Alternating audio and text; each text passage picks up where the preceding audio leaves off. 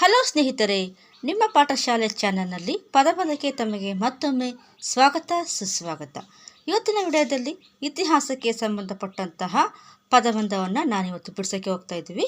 ಈ ಒಂದು ಪದಬಂಧವನ್ನು ಪ್ರಾರಂಭ ಮಾಡೋದಕ್ಕಿಂತ ಮುನ್ನ ಇನ್ನೂ ಯಾರ್ಯಾರು ನನ್ನ ಚಾನಲ್ಗೆ ಸಬ್ಸ್ಕ್ರೈಬ್ ಆಗಿಲ್ವೋ ಅಂಥವರು ಈಗಲೇ ಸಬ್ಸ್ಕ್ರೈಬ್ ಮಾಡ್ಕೊಳ್ಳಿ. ಹಾಗೆಯೇ ಬೆಲ್ ಐಕಾನ್ ಒತ್ತಿ ಆಲ್ ಮೇಲೆ ಕ್ಲಿಕ್ ಮಾಡಿ. ಇದರಿಂದ ನಾನು ಮಾಡುವಂತಹ ಎಲ್ಲ ವಿಡಿಯೋಗಳ ನೋಟಿಫಿಕೇಷನ್ ನಿಮಗೆ ಬರುತ್ತೆ. ಬನ್ನಿ ವಿಡಿಯೋನ ಶುರು ಮಾಡೋಣ.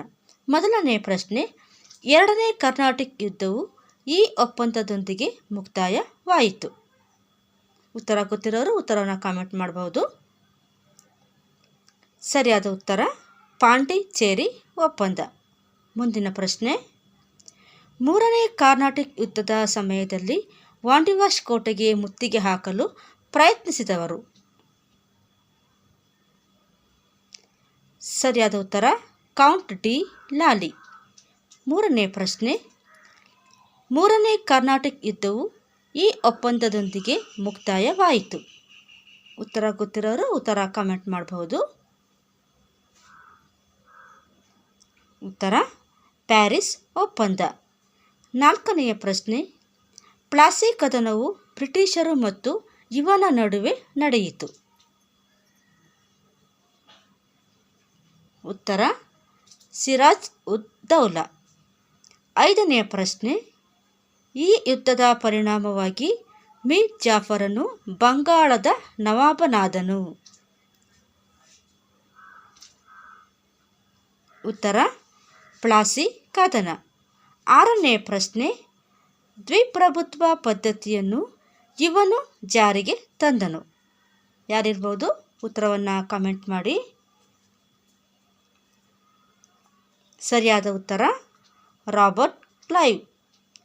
ಏಳನೇ ಪ್ರಶ್ನೆ, ಇಂಗ್ಲಿಷರು ತಮ್ಮ ಮೊದಲ ಸರಕು ಕೋಟೆಯನ್ನು ಅಥವಾ ದಾಸ್ತಾನು ಮಳಿಗೆಯನ್ನು ಇಲ್ಲಿ ಸ್ಥಾಪಿಸಿದರು. ಉತ್ತರ ಮದ್ರಾಸ್. ಎಂಟನೇ ಪ್ರಶ್ನೆ, 1664ರಲ್ಲಿ ಫ್ರೆಂಚರು ಈಸ್ಟ್ ಇಂಡಿಯಾ ಕಂಪನಿಯ ಇಲ್ಲಿ ಸ್ಥಾಪನೆಯಾಯಿತು. ಉತ್ತರ ಫ್ರಾನ್ಸ್.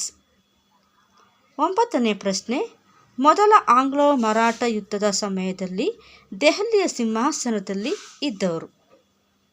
ಯಾರಿರ್ಬಹುದು ಉತ್ತರವನ್ನು ಕಮೆಂಟ್ ಮಾಡಿ. ಸರಿಯಾದ ಉತ್ತರ ಎರಡನೇ ಶಾ ಆಲಂ. ಹತ್ತನೆಯ ಪ್ರಶ್ನೆ, ಪೇಶ್ವೆ ಮಾಧವರಾವ್ನ ಮರಣದ ನಂತರ ಪೇಶ್ವೆಯಾದವರು. ಸರಿಯಾದ ಉತ್ತರ ನಾರಾಯಣ ರಾಯ. ವಂದನೆಗಳು. ಈ ಮಾಹಿತಿ ತಮಗೆ ಇಷ್ಟ ಆಗಿದ್ದಲ್ಲಿ ನನ್ನ ಚಾನಲ್ಗೆ ಸಬ್ಸ್ಕ್ರೈಬ್ ಆಗಿ, ಲೈಕ್ ಮಾಡಿ, ಶೇರ್ ಮಾಡಿ, ಸಪೋರ್ಟ್ ಮಾಡಿ. ಮತ್ತೆ ಸಿಗೋಣ ಮುಂದಿನ ವಿಡಿಯೋದಲ್ಲಿ. ಅಲ್ಲಿಯವರೆಗೂ ನಮಸ್ಕಾರ.